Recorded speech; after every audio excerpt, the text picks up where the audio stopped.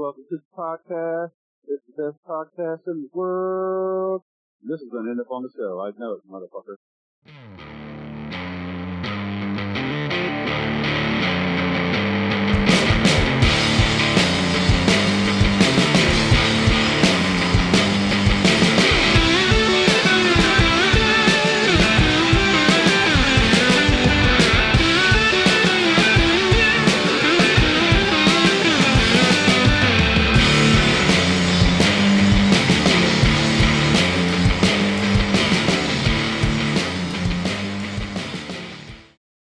What's up, ladies and gentlemen? Welcome to episode 117 of Epitome of Stupidity, your favorite allegedly metal podcast. Today's tune is brought to us by Left Lane Cruiser, and it is some excellentness called Black Forest Blues. More about that and them here shortly. Until then, how about a little bit of this? Sonic Temple Art and Music Festival, the pinnacle of rock festivals in America, returns in 2025 with Linkin Park,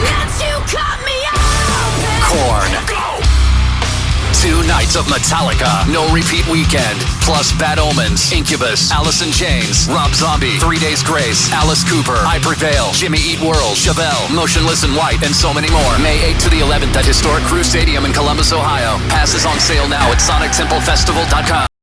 Yeah, man. I've said this before, and I'll say it again. And this will probably be the last time I get to tell you this before Christmas, because I think this will be the last show for the year. But anyways, point is, those Sonic Temple tickets, not only is that going to be a lot of fun, but those will make great Christmas presents. So as your shopping enthusiast advisor, I'm going to advise you to get some Sonic Temple tickets and go to the show. Yeah, man, I'll see you there. Anywho, if you're new here, I'm Clint. I'll be your host. If you're not new here, I'm still Clint. I'll still be your fucking host. And this is the part, if you're not new here, you'll know that I'm going to tell you about some Brimming Horn Meadery. Go to brimminghornmeadery.com, use code EPITOMEAD, that's EPITOMEAD, and you'll get a 10% discount on your order of the Doublelicious fucking mead, which will also make a great Christmas present, because who doesn't want some mead on Christmas? That's how the song goes, isn't it? Something about a Yule log, a fire, some mead, your drunken memories of it all. It's going to be good. This is where I tell you about what I'm listening to. To be completely frank with you, I've been on vacation the last week and handful of days through Thanksgiving and stuff, and I've been kind of relaxing. I've got back into some delving, I should say that without the half-ass G there. I just said half-ass G. I've also started going through what I think is going to be my top 5 for the year. I'll post something about that on the socials. Hey, if you don't, you should follow the podcast on the socials. And also some Morphine, because they're good, relaxing music along with delving, who have been doing some shows there in your Europe, is what I'm trying to say. I was skipping. And boy, howdy, that looks like fun. I'd really love to see those guys. Instead, it looks like we're going to get an Elder tour. Yeah, I'll take that too. Anywho, so we're going to talk with Left Lane Cruiser here. And I've already had this conversation. I can promise you that it is fucking good. My guy, Freddie, cuts a legit fucking Miller Lite commercial at one point, and it's better than anything they could pay people to do. I don't understand how he's not going to make millions off of it, and I would like a cut, but whatever. I'm not going to waste a lot of time here. Let's just jump right into that conversation, because he's more fun than me trying to talk about them without actually talking to them. Phone sounds from the past. Go. Beep, boop, boop, boop, ring. And he answered. On the line with me today is Freddie of Left Lane Cruiser. Freddie, how the hell are you today? Awesome, man. How you doing? I'm not too fucking shabby. I'll tell you what, though, I've done no small amount of fucking driving today, and there are people in a certain lane that piss me off, and based on your name, I just want to make sure that when you're in the left lane, when we're saying cruising, you mean doing a speed that's technically illegal, right? Oh, yeah. Thank God. Put the hammer down, brother. Oh, yeah. Now that's out of the way, what you listening to lately? Well, we were just listening to some All Them Witches a little bit ago. We're big fans of those dudes. I listen to a lot of Jimbo Mathis. His record Knockdown South is basically something I listen to every day. A lot of old shit, man. Just old stuff. I don't really listen to anything modern. All them witches is about as new as I get. Some other stuff like Mdu Mokhtar. I like that dude. He's one of those Senegalese guitar players or Nigerian, I think. He's a badass, like, African, like Stevie Ray Vaughan kind of stuff, like Ali Farke Toure, and it's killer stuff. He's blowing up. I mean, I'm pretty sure he's like Grammy nominated now, and um, but yeah, I mean, Grand Funk Railroad. I always listen to that Red album, man. I mean, the classics, dude. Hell yeah. So how about, speaking of classics, or some stupid ass way that I'm going to act like I tied this together professionally, let's talk about Left Lane from inception to now. Give us the cliff notes on it. Well, long story short, I was working at a Denny's down in Indianapolis in 1999, and I met my future wife there, and she was moving back to her hometown, Fort Wayne, and I followed her back to her town, and I had been playing like open mics and solo stuff, and she was starting to get to the point where she was like, "Look, I think you need a drummer. You can do something with this." And she had gone to high school with Bryn, and she's like, my buddy Bryn from high school was a blues drummer all over town for the last, God knows how many years, and y'all should get together. So I made him a little cassette tape recording of what I was working on, and waited to hear back from him. And he called me back the next day and said, "Hell yeah, let's rock." And I think we got together the day after that for our first practice, and put together Cheyenne, one of our earliest songs, and Shake 'Em On Down. We worked out the cover from R.L. Burnside, and then from there it just took off, man. Fuck yeah, man. I was looking through some of these things earlier, and I saw where at some point there's some lineup changes that are mentioned. A bass player here for a minute who also played electric skateboard. Yeah, well, originally me and Bren started like for the first couple months as a two-piece, and then our buddy Jesse Garrett joined the band, and he was our first bass player.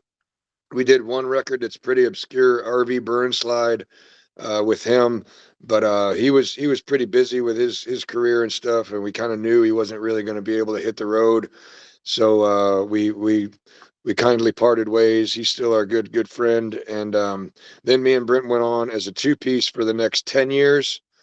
After 10 years, we were kind of like starting to, want to experiment a little more with the sound.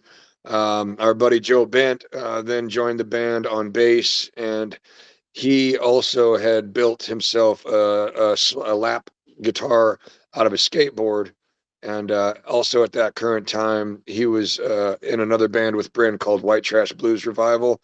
So uh, the two bands kind of hit the road a little bit together, and then right around that time, this would be around 2015, Bryn's work career and family life was calling for him to stay at home more, and he wanted to take a break from the band.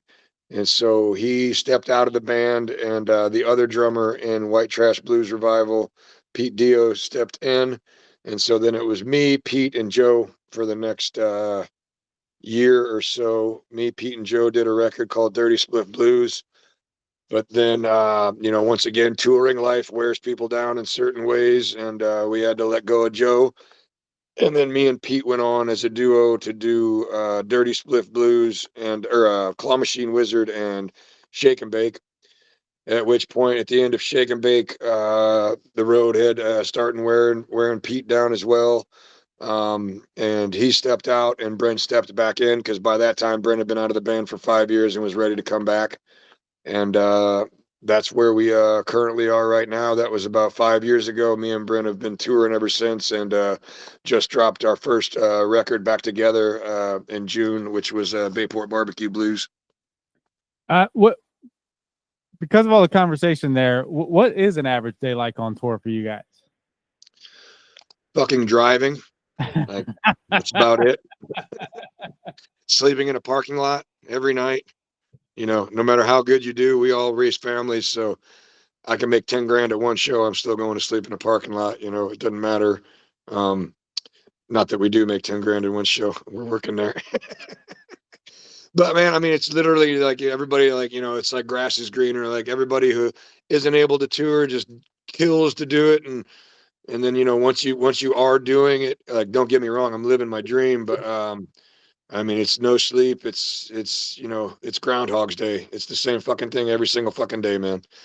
But it's great at the show, meeting the people, seeing the love, seeing how important music is, bringing people together. Like all that shit is super meaningful. But the parking lot, truck stop, fucking interstate shit is not.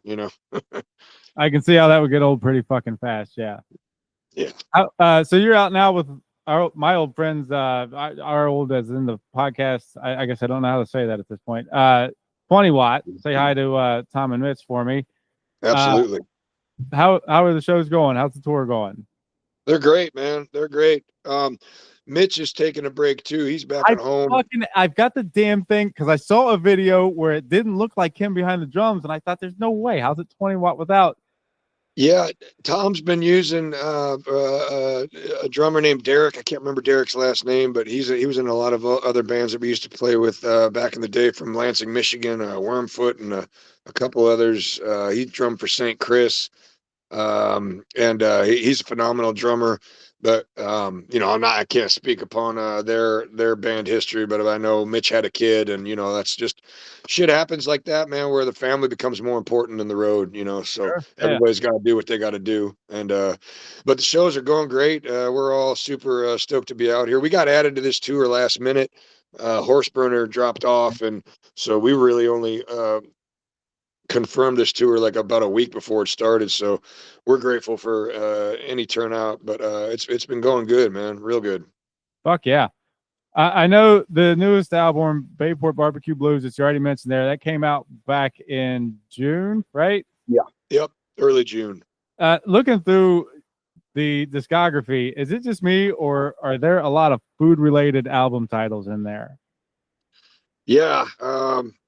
There's kind of a saying between me and Brandon about like the song contents of our or the contents of our songs are usually related to food and fucking. I mean, that's basically the main forces of our inspiration, as is everybody's. I think. That is the fucking smartest thing I've heard today. Right on. Food and fucking. How has the response been to the album? Oh, we're blown away, man. It's been really great. Everybody has sent us so much love from like every corner of the industry. Bookers, promoters, the label, our fans. We've been really, really pleased with the reaction, and super grateful for everybody digging the record. Fuck yeah. Over the years, of which there are no small amount for you guys, have there been reactions to songs, albums, what have you, that caught you completely off guard, good, bad, or otherwise? I guess like, songs that you didn't think were gonna be like a popular song, it becomes a popular song. I guess that catches you off guard a little bit. In reality, man, like we make records to tour. So we're looking for new songs in the set list. I don't think any of us ever make a record and expect to go play the whole record out on the road. So one thing that surprises me is how many requests we get for songs that have never been played live. And I guess when you think about it, it makes sense because they've never fucking heard it, so they want to hear it. But for us, it's tough because people don't understand. Like some songs, like were born in the studio and they die in the studio. Like like the tracks. I might have got ridiculous and put 3 guitar lines on something and it just don't sound right with just one. So, or maybe sometimes I was stupid and I cut the guitar and then cut the vocals separate and realized I couldn't sing it and play it at the same time. That's always fun. But yeah, I mean, that's basically the reactions that we get are kind of like just those obscure songs that like, a song that we've totally forgotten about, like that even existed. Somebody will call out for it and they'll be like, how the hell did you even remember that, man? What's like a typical writing cycle like for you guys? I'm fucking fascinated at the idea of a 2-man band and sorting these things out. And I want to figure out smart ways or elongated ways to like needle pick at that, but I think the easier way to might be just let you tell me how fucking much better it is than being in a band with like 5 guys. Yeah, well, I mean, I guess it's a little more simpler, as far as that goes. We don't have so many minds to compete with, but I basically sit down with a guitar every day and write and record riffs. That's like my therapy. I just do that no matter what.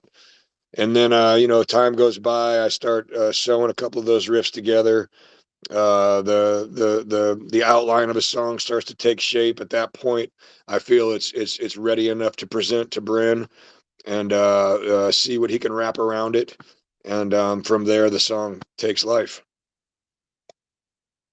How often does the born in the studio dies in the studio thing happen, where you get crazy with 14 fucking guitar layers or vocals that don't work when you're playing? Right, man. Sometimes it's funny, like, you'll rehearse a tune, you'll play it live on the road, you'll take it into the studio, and then you just don't like how it sounds. Even though you got a perfect take, you're just like, fuck, it just doesn't feel like live. And so then we'll kind of go in there and overdub something on it. Actually, the song that, not to get ahead of us here, but the Black Forest Blues, that song totally changed in the studio. That slide line in there was not, we played it for 5 years without that, and it totally transformed the song. Not making it a die in the studio song, but I guess those born in the studio, die in the studio songs were songs that we needed to write on the fly because we needed more tunes, and you got to have, a certain amount of songs on a record.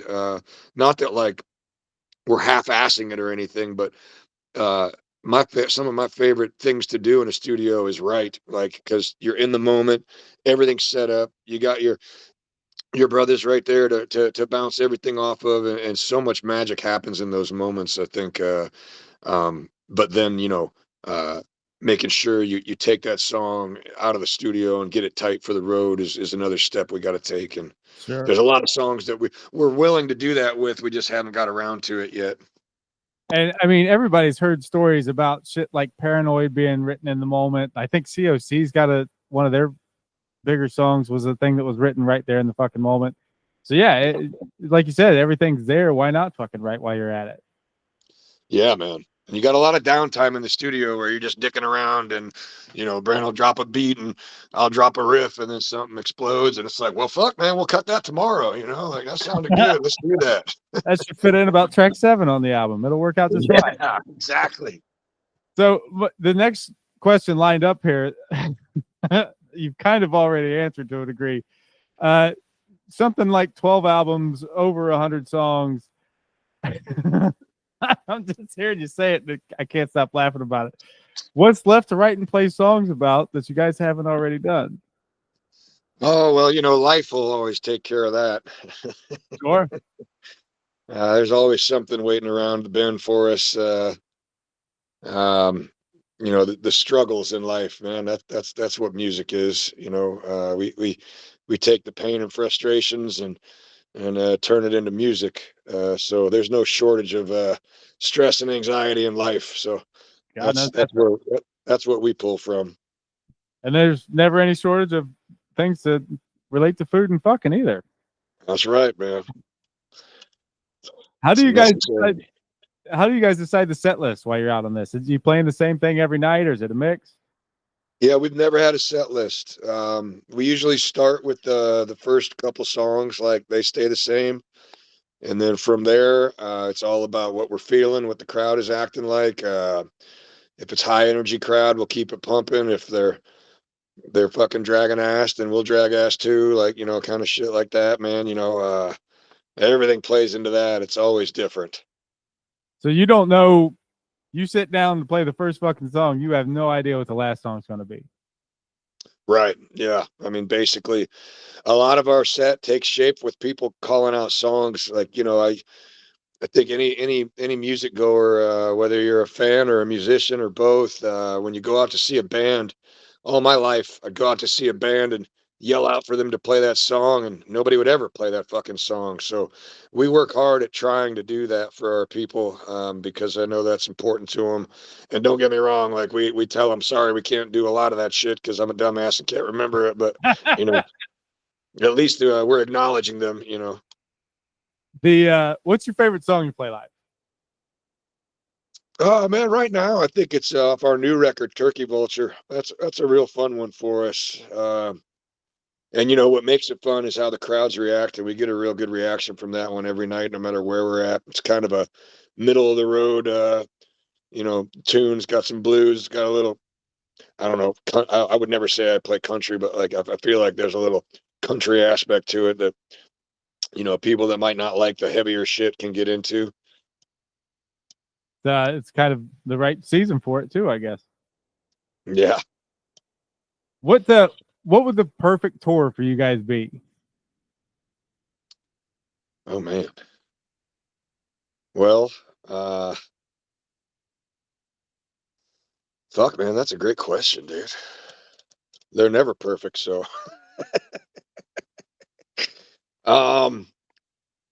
I guess just where everybody's happy and everything's working out right. I mean, I don't know, man. It's a tough thing to think about there. We love going to Europe.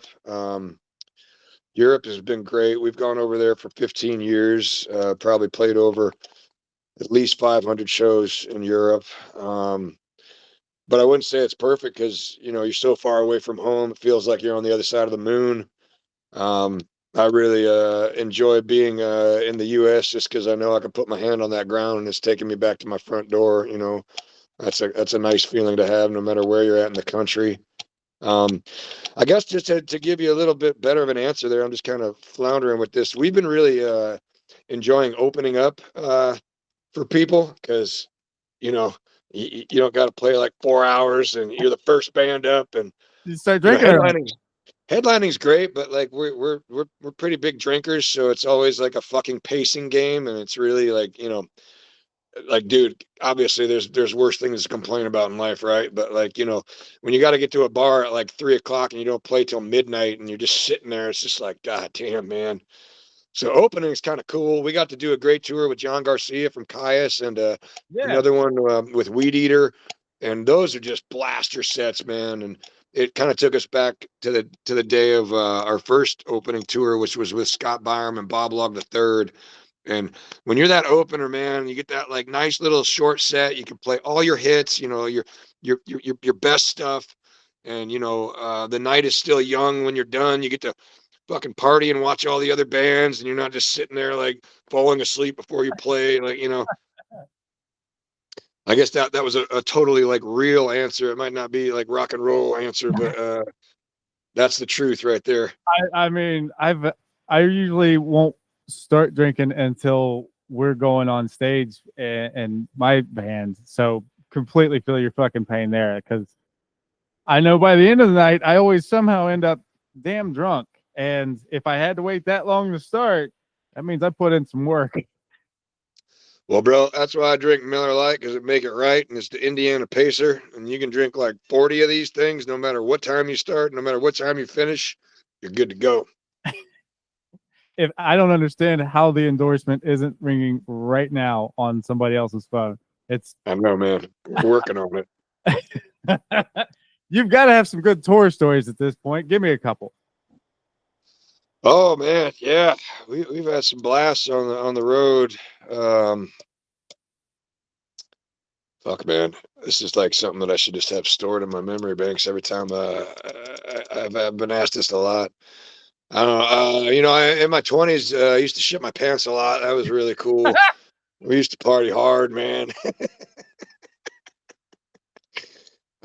Since then, we've mellowed out a little bit.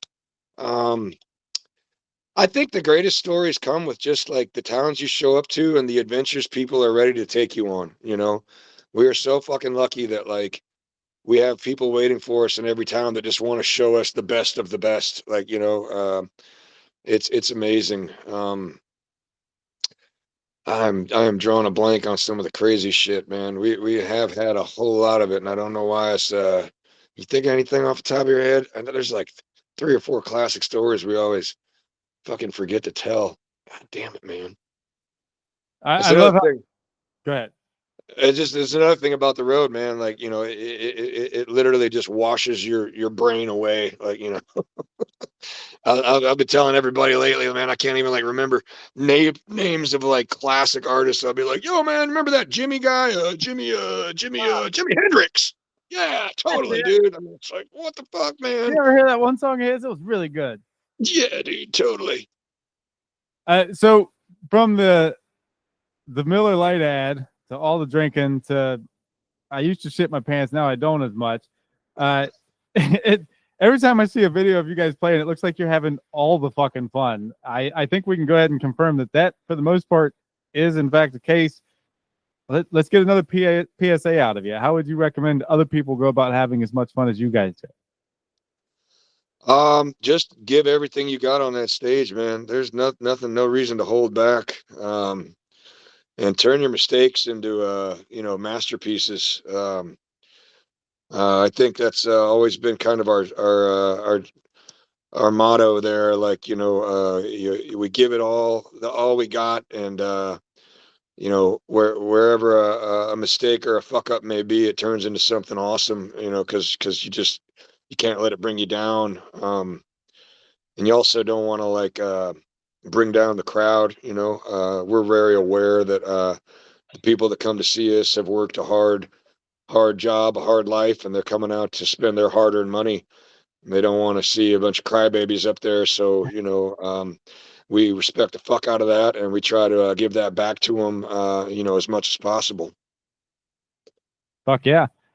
The so speaking directly to your guitar playing and the slide and all that, it's obviously got its own sound and it's great for what you guys do. Are there ever times when you guys are writing that you think, you know what, fuck it, I want to use a different distortion, I want to wail on this damn thing for 7 minutes, let's do something completely out of the fucking blue? Yeah, in all honesty, we should probably do that more often. We've much to my it's my fault. I play in all open tunings, right? So it's kind of a corner you paint yourself in. Through the years, I've tried to find other tunings and whatnot. But it all for me just comes back to the riff writing. Like, I feel like that's where the only thing I can do is come up with a totally different sounding riff to kind of break up the you know, the quote unquote 12 bar blues. Not like we play that, but like, you know, we are very aware of that, and we don't try to do that too often. Um, and if we do, it's like we're Frankensteining shit, like sewing it together, and you know, kind of like the I can't remember what that Beatles record was, where they always said they just pasted everything together and it turned out to be great. But yeah, I mean, that's literally what we do, you know. How did you get started playing the guitar? My dad always had a guitar in the house, and his best friend, who I call my uncle, he passed on. My uncle G. Bob, Gary Hessler. They were huge Muddy Waters and Rolling Stones fans, and that was like all I knew as a child, as far as like adult music was, or you know, adult music, but like, you know, the music playing in my house. So my uncle would try to teach my dad how to play, and my dad could never really do much more than a couple licks, but he would always, you know, uh, be strumming on a guitar in front of me. And then when I was about 8, 9, 10 years old, I just grabbed it and you know, started trying to do shit with it, and um it it became pretty obvious pretty quick that I loved it, and it was going to be a part of my life forever. I love that shit. Have you, over the years, has there been a piece of advice that you've got that stuck with you? Yeah, man, I think Dan Auerbach from the Black Keys gave us some of the best advice ever. In our early years, we were chasing them around trying to open up for them, and we'd give them our recordings, and you know, they'd take us on. And I remember I was talking to him once after a show, and he was like, "You just got to get in the van and play 500 shows." And I think that's about as stupid simple as it gets, man. Yeah. get out of your fucking hometown, get on the road. You're going to lose your ass your first couple of years, but those seeds will grow. And that's like what we do, man. I mean, that's how it went for us. How much attention do you pay to things like streaming numbers? Streaming's a double-edged sword. Like, obviously, like you hear a lot of musicians pissed off that their physical sales aren't there anymore. And don't get me wrong, that's a bummer. But for us, we're grateful for the exposure.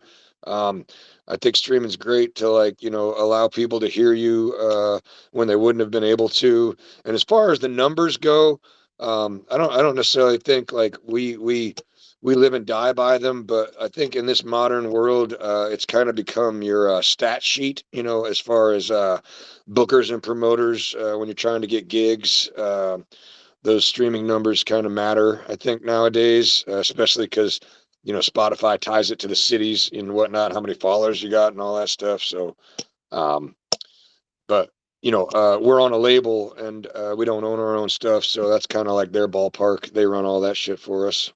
When you look at it, are there ever cities or something like that strike you as fucking weird? Like, why the hell are we being played 1,000 times in Portsmouth, Ohio, or some fucking random ass thing? Yeah, well, we see that and we're like, we need to get to Portsmouth, Ohio. So that's another good thing about that. It gives you not only the stats for the bookers to want you, but it also tells you where you should go and your markets to hit and whatnot. So you guys have been at this for what, over 20 years in some way, shape, or form at this point. What are some things that are normal for you now that would have been just completely mind blowing back then? I think the amount of work that we have, the opportunities that we have, like it's not hard for us to stay busy, and that's a really we don't take that for granted. Like, we're very, very grateful for that. I think in the early years, it was biting and scratching, and I think we're always on the quest to quote unquote make it, right? But I think in our hearts of hearts, we kind of already did, because we're able to do this for a living and stay busy, and and in this world, man, that's about all you can ask for. Can't argue with that. Now, there's the opportunity to say what I feel like is the expected answer here, but I'm gonna ask it anyways.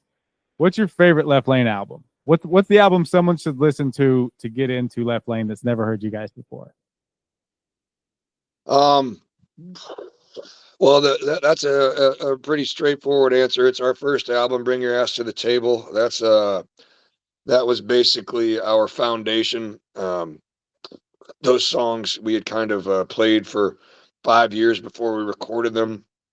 Now, currently, that's not my favorite record. Currently, my favorite record is the new record, Bayport Barbecue Blues, because not only was it a resurfacing of me and Bryn together and cutting records again with my brother, but it was also dedicated to our dear brother who passed away last April, Chris Johnson, who is the founder of Deep Blues Fest and is the founder of our musical career. Really, man, it was all due to Chris that we got signed to Alive Records. He used to come to Fort Wayne and film us back before all the social media. It was during the MySpace days, and he would send Patrick at Alive videos of us, and that's how Patrick found out about us and became interested in us. That's awesome. I did not know that. Yeah, man. So with you and Bryn getting back together for this album, I know I've kind of already asked a version of this question, but how did writing and stuff go for it? Getting up to the studio, how many songs did you guys have? How? There's an end in here somewhere. Let's act like I found it, and I'm just going to let you talk now. No, I got you, man. Yeah, well, for this record, you got to remember COVID was sitting there way before that. So we were actually sitting on a mountain of material. So unlike the past records where you're like on the road all year and you got 5 or 6 that are ready to go and you're like, fuck it, we got to get in the studio. We'll figure out the rest later, that kind of stuff. Bayport Barbecue Blues was pretty much all well-rounded. I think we had like damn near everything locked down, minus maybe a couple verses. I think I wrote I wrote the verse for River Picker in the studio on the spot, and then maybe one other one, but that was about it. Everything was pretty locked down for this record. You ever had writer's block? I mean, it never goes away. I think writer's block is just a wall you got to break through, and if you can't break through it, you need to put it down and take a break. And I've done that in the past. I think I feel like right now, in my age, like the older you get, sometimes life gets, we're family guys, not that there's anything wrong with that, because that's our life, that's our dream, that's our passion, but it does become a little sterile at certain points. So we try to kind of break through that and, break on through to the other side, so to speak. But writer's block is always there. I mean, that's just with you, and it's kind of like the struggle that leads you to the good shit. I mean, you need writer's block. I think it's important to. It shouldn't just all be fucking constantly shit you love. I mean, you got to have pain in there to get to the good stuff. Something to fight through. Yeah. Where'd the name Left Lane Cruiser come from? Well, me and Bryn were jamming together, and we didn't have a name, and all of us went on a spring break vacation with our girlfriends and our friends, and we were down in Gulf Shores, Alabama. I was playing an acoustic, and he was on a cajon, and we were just throwing out song, or like the whole group of us was sitting on the porch trying to throw out band names, and after one after the other kind of was shot down, Bren was like, well, my mom had a dream when I was a kid. I grew up to be famous in a band called Left Lane Cruiser. And everybody was like, fuck it, that's it. Fuck yeah. Totally, dude. As he pounds his latest Miller Lite there. I'm going to get you, we're going to round into the end of this thing here so that you can get back to those damn things in full. Thank you, man. It's been a lot of fun talking with you, Freddie. Right back at you. We'll do a round of what I've dubbed stupid fire questions, and then we'll go into the goodbyes and all that fun shit. Start this off with an easy one. Coffee or tea? Coffee or what? Coffee or tea? Oh, coffee. What's something you could eat for a week straight? Peanut butter and jelly. I don't think I've heard that one yet. Beatles or the Stones? Stones. My guy. If you had to compare your music to an animal, what would the animal be? A hog. That was actually the last band's thing, too. That's funny. If you could ask one animal, one question, what's the animal? What's the question? Apparently, this is the animal section of the show. Okay. Oh, shit. This one takes a second.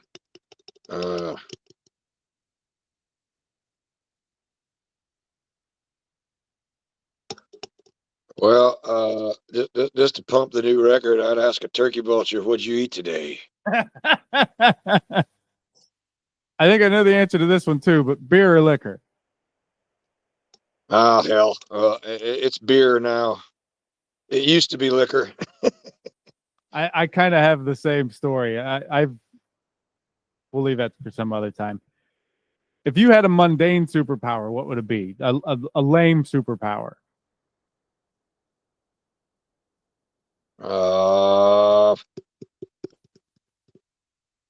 Like the ability to tune my guitar without doing anything. That's fucking brilliant. I can't believe I haven't come up with that yet. It's pretty lame. It would work so great though. Scale of 1 to 10. How good are you at keeping secrets? Ooh, I'm real good. Yeah? Oh yeah, man. In the vault. Freddie's the vault. That's a 10. Go-to karaoke song. Oh fuck. I usually get down with some Huey Lewis, man. Back to the Future style. Power of Love. Yeah. I wouldn't have bet on that. Yeah. I don't do karaoke too often. Now, sausage, links, or patties? Links. All right, he's a links guy. I started to jump ahead for a second there. I didn't see Power of Love coming there for karaoke, but I think I've got an inkling on this one. You Freddie of Left Lane Cruiser, get sent to an island by yourself for the rest of your life, you get to take one album with you. What's the album? Well, it's been the number one album in my life since my buddies in King Mud turned me on to it. It's Jimbo Mathis, Knocked Down South. That was the bet here. It's a great fucking album, man, and it really reminds me of the Rolling Stones' Exile on Main Street because it covers so many genres of music. It's got soul, it's got rock, it's got funk, it's got blues, it's got country, it's got it all. I'm going to hear that album. If not tonight, then tomorrow fucking morning for sure, based on that recommendation. Please do, brother. You won't be disappointed. I'm confident in that after that. So at this point, I'd like to say thanks to Freddie of Left Lane for talking with me today. If the tour with 20 Watt and these guys is coming anywhere near you, you'd be a damn fool to not get out there and see it. So do so. All the relevant Left Lane links will be in the show description, as well as podcast, Sonic Temple, and Brimming Horn links. Use them all for good and evil too, because why the fuck not? Wherever you're hearing this from, hit the old subscribe button for me, please, and thanks. Leave a review if possible. At this point, I'm going to turn it back over to you here, Freddie, for you to introduce Black Forest Blues. I'm sorry, that's twice I fucked that up. You're good, Black man. Forest Blues, and we'll go from there. Right on. Well, appreciate you having us, Clint. Also would like to get a little thing in here about we're announcing our dates for our West Coast tour in December tomorrow. Which I know whenever this airs is what it is, but we'll be out there all of December. So come out and see us on the West Coast. And Black Forest Blues is a tune dedicated to the Black Forest in Germany, because we've done a lot of time on those roads over there. And, anybody who listens to the lyrics knows I'm bitching about my in-laws. God love them.